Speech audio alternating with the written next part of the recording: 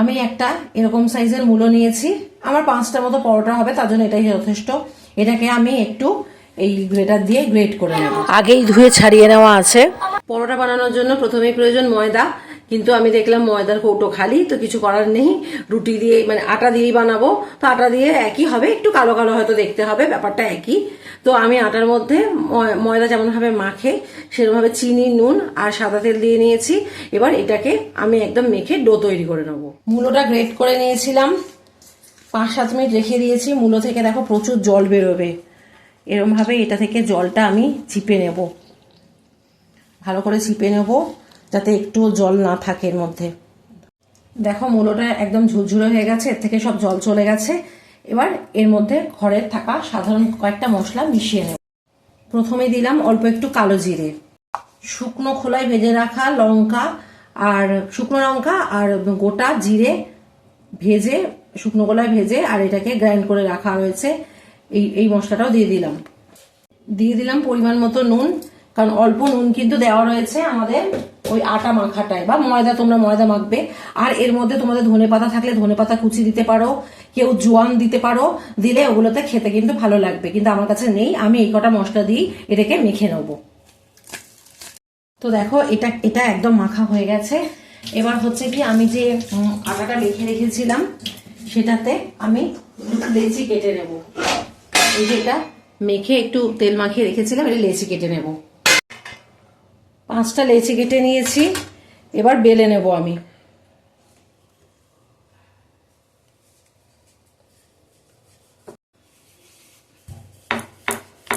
একটু আটা দিয়ে খানিকটা আমি বেলে নেব। তারপর যে পুরটাকে রেডি করেছিলাম সেই পুরটা এটার মাঝখানে আমি দিয়ে দেব, দিয়ে এটাকে আমি ভালো করে বন্ধ করে দেব।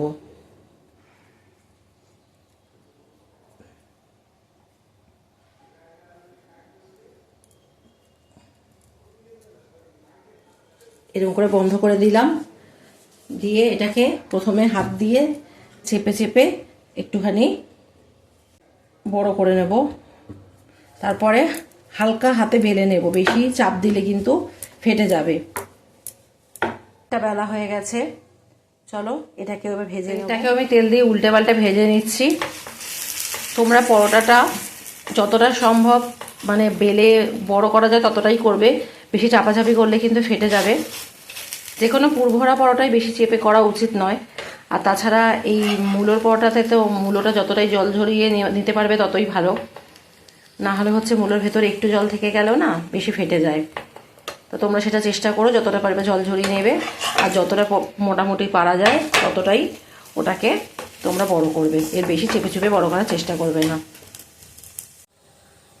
লো ফ্লেমে এটাকে আস্তে আস্তে এপিট ওপিট করে ভালো করে ভেজে নেব, যাতে করে ভালো করে মানে ভেতরের মূলোটাও সিদ্ধ হয়ে যায়। তো রেডি আমার মূলোর পরোটা, তার সঙ্গে একটু নিয়েছি টমেটো সস, আর এটা একটু রায়তা মতো বানিয়ে নিয়েছি, কিছুই নয়, এটা দই মতন আর কি, শুধু দইয়ের মধ্যে একটুখানি আমি ওই ভাজা মশলা দিয়ে দিয়েছি, একটুখানি নুন আর হালকা একটু চিনি দিয়েছি, চিনিটা নাও দিলে পারো।